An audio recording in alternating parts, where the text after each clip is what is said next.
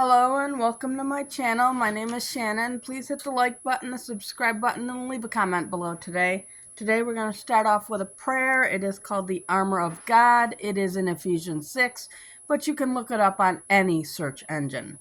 The Armor of God. I put on and stand firm with the belt of truth buckled around my waist. I am safe and secure with the breastplate of righteousness, guarding my heart from evil, helping me live a life that honors you. I diligently put on the gospel shoes of peace, willing to go wherever you ask of me. I take and stand behind the shield of faith, protected against Satan's fiery darts of doubt, fear, lies, and deceit. Now on my head I place the helmet of salvation, keeping my mind on you. I grab hold in my hand of the sword of the Spirit, the word of God, sharp and true. I'm prepared to live today in spiritual victory in Yeshua's name. Amen, folks. Amen. Today we're going to be in Exodus chapters 16 through 20, folks. So let's get going. Chapter 16, the Desert of Sin. Having set out from Elim, the whole Israelite community came into the Desert of Sin, which is between Elim and Sinai, on the 15th day of the second month after their departure from the land of Egypt. Here in the desert, the whole Israelite community grumbled against Moses and Aaron. The Israelites said to them, "Would that we had died at the Lord's hand in the land of Egypt, as we sat by our flesh pots and ate our fill of bread. But you had to lead us into this desert to make the whole community die of famine." The quail and manna. Then the Lord said to Moses, "I will now rain down bread from heaven for you. Each day the people are to go out and gather their daily portion. Thus will I test them to see whether they follow my instructions or not. On the sixth day, however, when they prepare what they bring in, let it be twice as much as they gather on the other days." So Moses and Aaron told the Israelites, "At evening you will know that it was the Lord who brought you out of the land of Egypt, and in the morning you will see the glory of the Lord, as he heeds your grumbling against him. But what are we that you should grumble against us? When the Lord gives you flesh to eat in the evening," continued Moses, "and in the morning your fill of bread, as he heeds the grumbling you utter against him. What then are we? Your grumbling is not against us, but against the Lord." Then Moses said to Aaron, "Tell the whole Israelite community, present yourselves before the Lord, for he has heard your grumbling."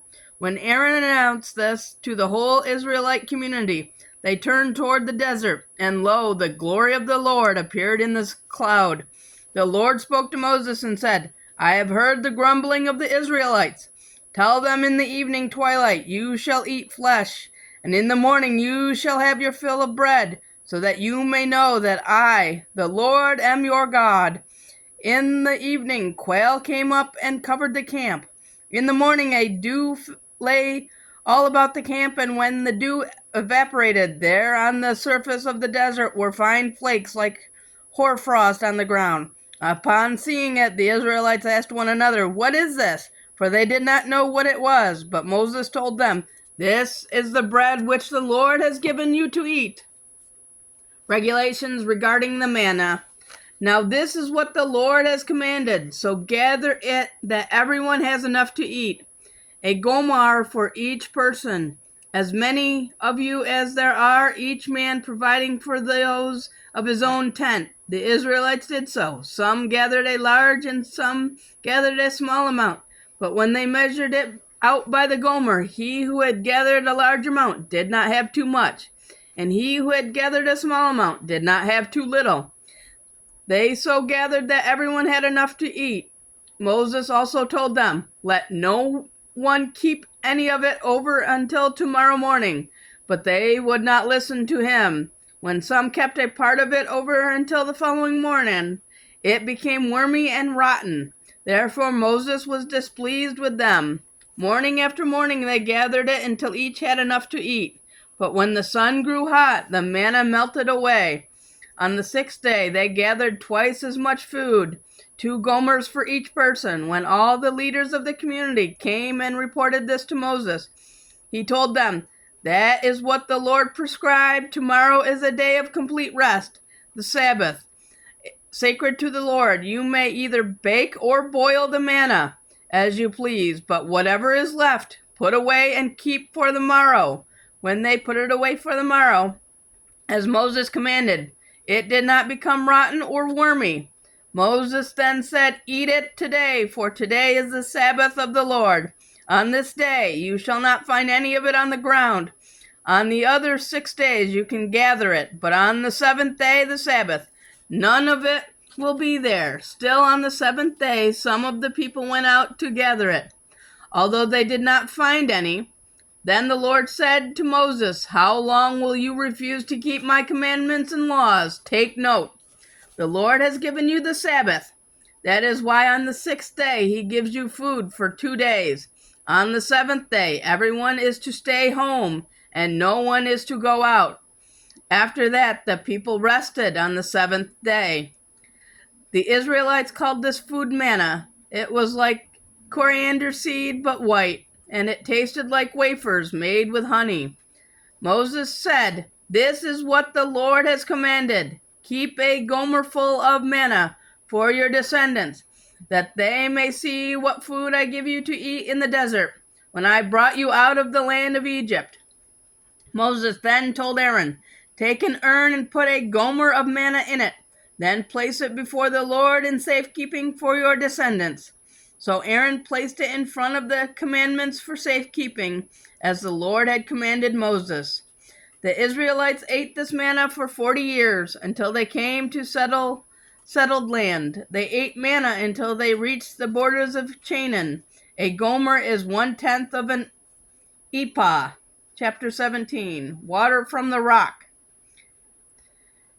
Aram, the desert of Sin, the whole Israelite community journeyed by stages, as the Lord directed, and encamped at Rephidim.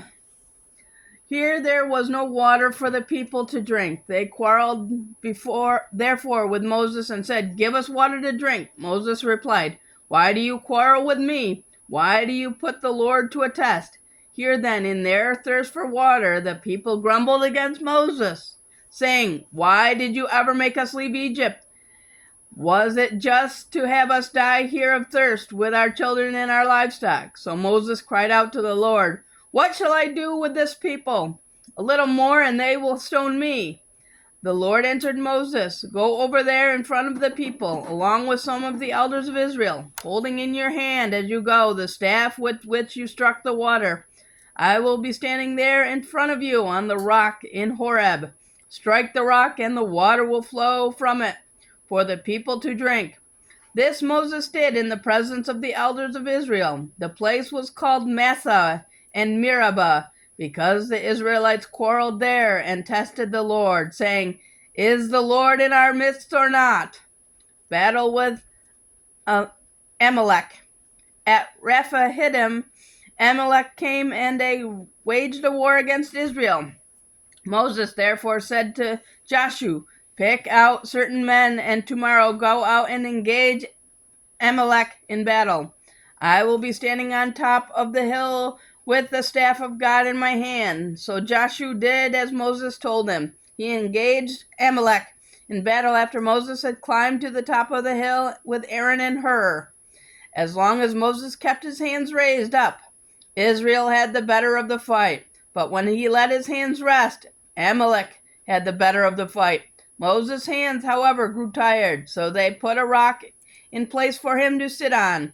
Meanwhile, Aaron and Hur supported his hands, one on one side and the other on the other, so that his hands remained steady until sunset. And Joshua moved down Amalek and his people with the edge of the sword.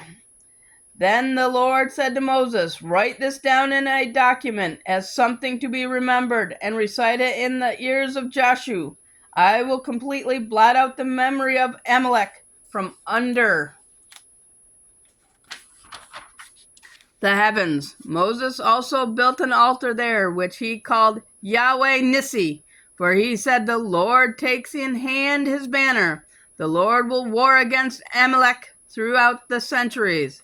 Chapter 18, Meeting with Jethro. Now Moses' father-in-law Jethro, the priest of Midian heard of all that God had done for Moses and for his people Israel, how the Lord had brought Israel out of Egypt, so his father-in-law Jethro took along Zipporah, Moses' wife, whom Moses had sent back to him, and her 2 sons. One of these was called Gershom, for he said, I am a stranger in a foreign land. The other was called Eliezer, for he had said, my father's God is my helper. He has rescued me from Pharaoh's sword. Together with Moses' wife and sons, then his father-in-law Jethro came to him in the desert where he was encamped near the mountain of God.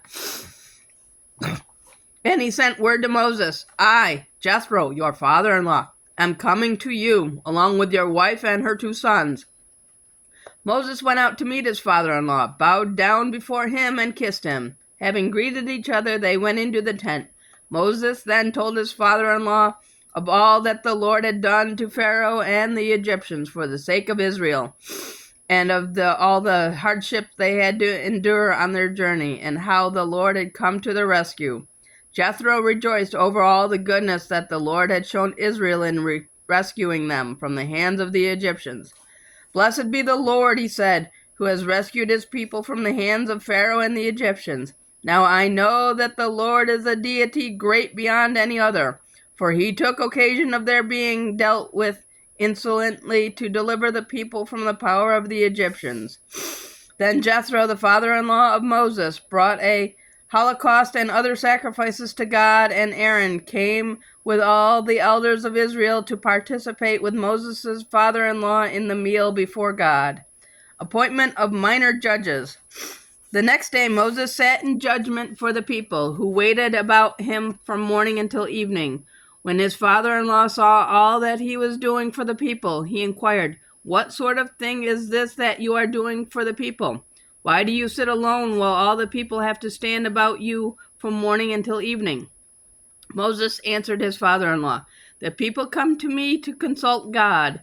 Whenever they have a disagreement, they come to me to have me settle the matter between them and make known to them God's decision and regulations.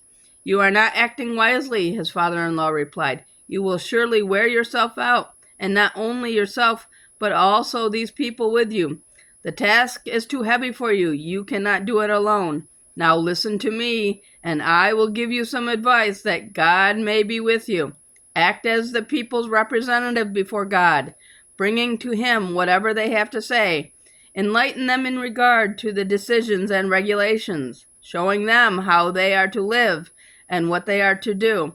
But you should also look among all the people for able and God-fearing men, trustworthy men who hate dishonest gain, and set them as officers over groups of thousands, of hundreds, of 50s, and 10s. Let these men render decisions for the people in all ordinary cases. More important cases they should refer to you, but all the lesser cases they can settle themselves. Thus your burden will be lightened, since they will bear it with you. If you do this, then God gives you orders, you will be able to stand the strain, and all these people will go home satisfied. Moses followed the advice of his father-in-law and did all that he had suggested. He picked out able men from all Israel and put them in charge of the people as officers over groups of thousands, of hundreds, of 50s, and 10s. They rendered decisions for the people in all ordinary cases. The more difficult cases they referred to Moses, but all the lesser cases they settled themselves. Then Moses bade farewell to his father-in-law, who went off to his own country. Chapter 19, the covenant at Mount Sinai. The arrival at Sinai. In the 3rd month after their departure from the land of Egypt, on its first day, the Israelites came to the desert of Sinai. After the journey from Rephidim to the desert of Sinai, they pitched camp. While Israel was encamped here in front of the mountain, Moses went up the mountain to God. Then the Lord called to him and said, Thus shall you say to the house of Jacob, tell the Israelites, you have seen for yourselves how I treated the Egyptians and how I bore you up on eagle's wings and brought you here to myself. Therefore, if you hearken to my voice and keep my covenant, You shall be my special possession, dearer to me than all other people. Though all the earth is mine, you shall be to me a kingdom of priests, a holy nation. That is what you must tell the Israelites." So Moses went and summoned the elders of the people. When he set before them all that the Lord had ordained him to tell them, the people all answered together, "Everything the Lord has said, we will do." Then Moses brought back to the Lord the response of the people. The Lord also told him, "I am coming to you in a dense cloud, so that when the people hear me speaking with you, they may always have faith in you also." When Moses then had reported to the Lord the response of the people, the Lord added, "Go to the people and have them sanctify themselves today and tomorrow. Make them wash their garments and be ready for the third day. For on the third day the Lord will come down on Mount Sinai before the eyes of all the people. Set limits for the people all around the mountain and tell them, 'Take care not to go up into the mountain or even to touch its base. If anyone touches the mountain, he must be put to death. No hand shall touch him. He must be stoned to death or killed with arrows. Such a one, man or beast, must not be allowed to live. Only when the ram's horn resounds may they go up into the mountain.'" Then Moses came down from the mountain to the people and had them sanctify themselves and wash their garments. He warned them, "Be ready for the third day. Have no intercourse with any woman." The great theophany. On the morning of the third day, there were peals of thunder and lightning, and a heavy cloud over the mountain, and a very loud trumpet blast, so that all the people in the camp trembled. But Moses led the people out of the camp to meet God, and they stationed themselves at the foot of the mountain. Mount Sinai was all wrapped in smoke, for the Lord came down upon it in fire. The smoke rose from it as though from a furnace, and the whole mountain trembled violently. The trumpet blast grew louder and louder while Moses was speaking, and God answering him with thunder. When the Lord came down to the top of Mount Sinai, he summoned Moses to the top of the mountain, and Moses went up to him. Then the Lord told Moses, "Go down and warn the people not to break through toward the Lord in order to see him. Otherwise, many of them will be struck down. The priests, too, who approach the Lord must sanctify themselves, else he will vent his anger upon them." Moses said to the Lord, "The people cannot go up to Mount Sinai, for you yourself warned us to set limits around the mountain to make it sacred."